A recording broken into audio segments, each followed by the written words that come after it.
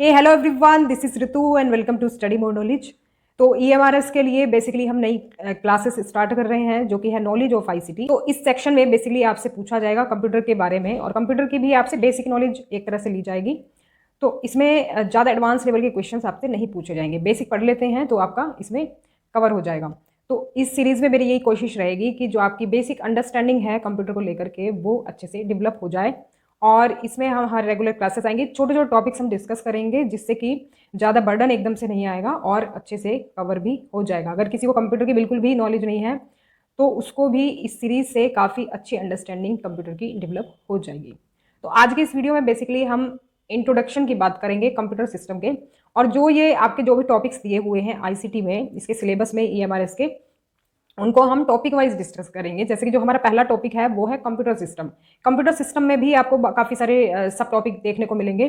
तो इसमें चाहे आपका टीचिंग एग्जाम हो चाहे आपका नॉन टीचिंग एग्जाम हो, सभी के लिए ये आईसीटी जो है पूछा जाएगा और सभी के लिए ये वीडियोस हेल्पफुल रहेंगी। ईएमआरएस ही नहीं बल्कि बाकी अगर आप किसी और एग्जाम की भी तैयारी कर रहे हो जिसमें बेसिक कंप्यूटर पूछा जाता है तो उन सभी में भी ये वीडियोस हेल्पफुल रहेंगे। तो चलिए शुरुआत करते हैं हमारी आज की क्लास की।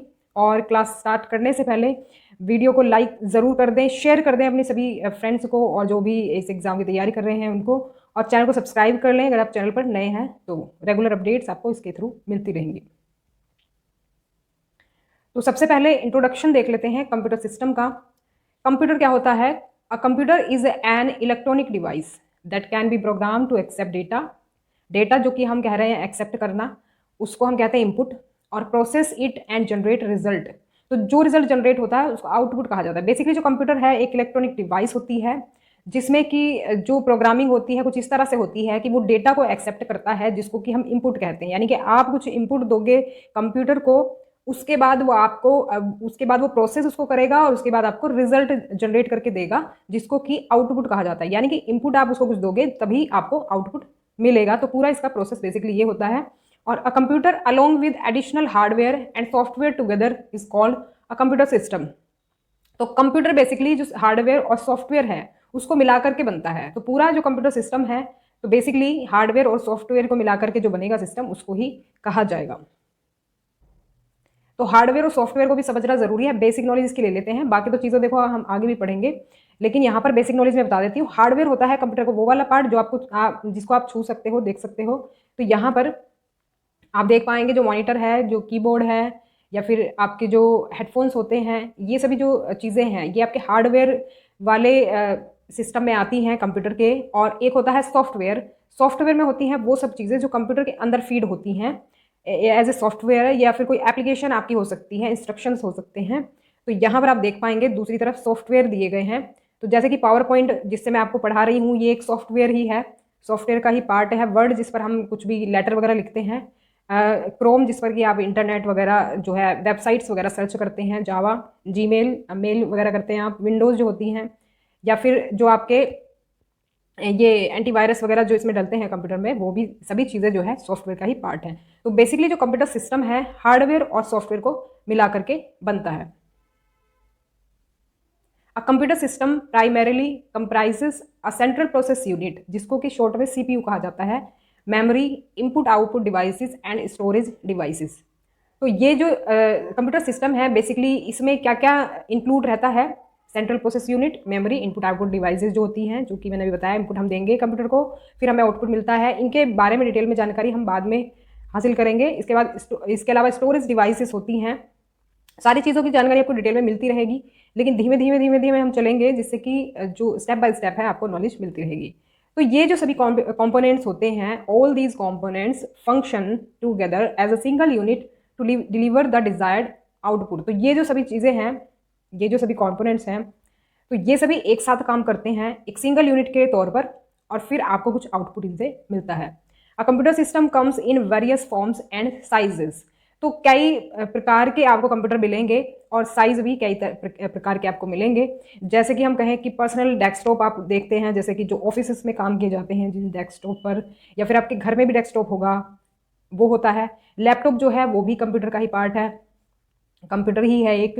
टैबलेट कंप्यूटर जो आप देखते हैं, मोबाइल का जो एक तरह से बड़ा वर्जन हम कह सकते हैं, वो होता है। और स्मार्टफोन जो आपके पास आजकल जो फ़ोन आप रखते हैं, मोबाइल फ़ोन्स, स्मार्टफोन्स, ये भी कंप्यूटर का ही एक छोटा हम कह सकते हैं रूप है। तो कंप्यूटर जो है इन सभी फॉर्म्स में हमको मिलता है। तो जैसा कि मैंने आपको बताया कि हम कंप्यूटर को देते हैं इनपुट, इनपुट कुछ ना कुछ हम उसको देंगे। इनपुट के तौर पर आप समझें, जैसे मान लो आप कुछ टाइप कर रहे हैं, कंप्यूटर को कुछ डेटा आप दे रहे हैं, डेटा दे रहे हैं, फिर उस पर ये जो हमारे कंपोनेंट्स हैं जो कि हमने अभी देखे पिछले स्लाइड में, तो ये सभी जो कंपोनेंट्स हैं जो आप देख रहे हैं यहाँ पर बीच में, ये सभी इस पर इसको जो है प्रोसेस करते हैं और फिर आपको आउटपुट प्रोवाइड कराते हैं। तो ये सभी जो कहलाते हैं कंपोनेंट्स कहलाते हैं कंप्यूटर सिस्टम के। तो ध्यान रखेंगे इनको। ये जो ग्राफ है ये आपके वैसे जो बेसिक नॉलेज है उसमें एक तरह से बना होना चाहिए। अब देख लेते हैं, देखो जो हमारा इसमें दिया गया था सेंट्रल प्रोसेस यूनिट, सीपीयू जो है, सीपीयू शॉर्ट में जनरली इसको अपना बोला जाता है। तो सीपीयू जो है सेंट्रल प्रोसेस यूनिट की शॉर्ट फॉर्म है। It is the electronic circuitry of a computer that carries out the actual processing and usually referred as the brain of the computer।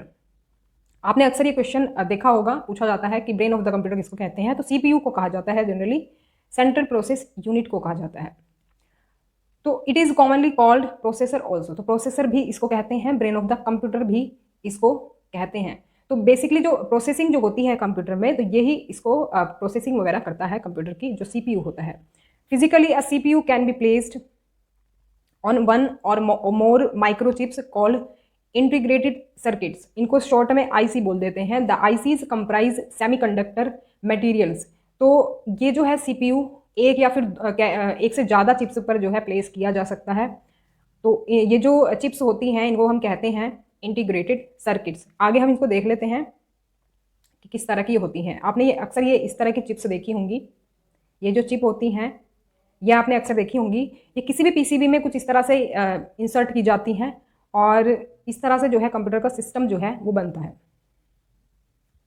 The CPU is given instructions and data through programs. तो program के through CPU को instruction दिए जाते हैं, data provide कराया जाता है।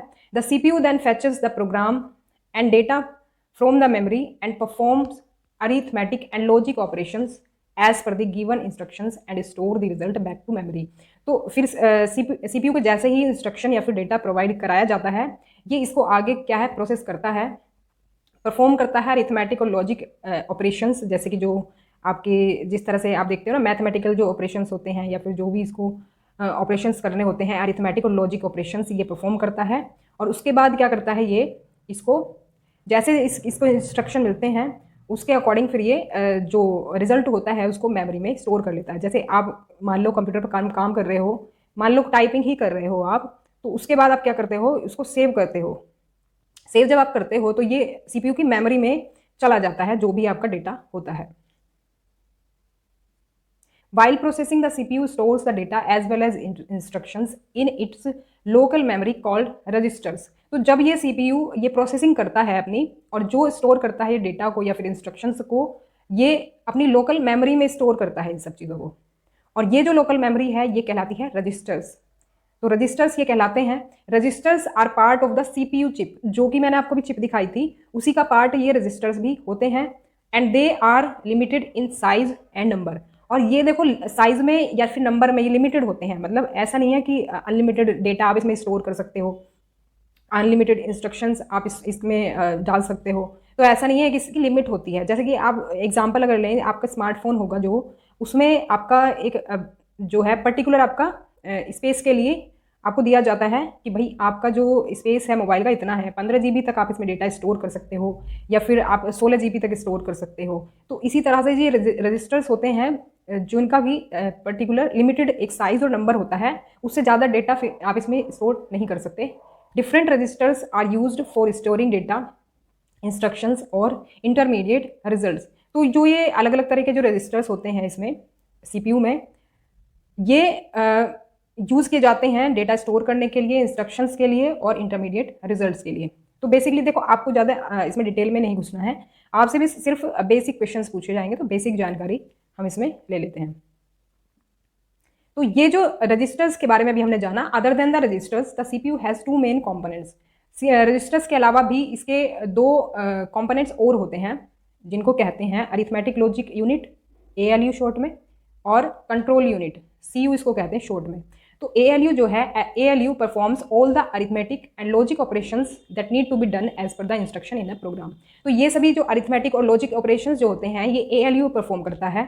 और CU जो है, CU कंट्रोल करता है, CU controls sequential instructions, execution, interprets instructions and guides data flow through the computer's memory, ALU and input और output devices।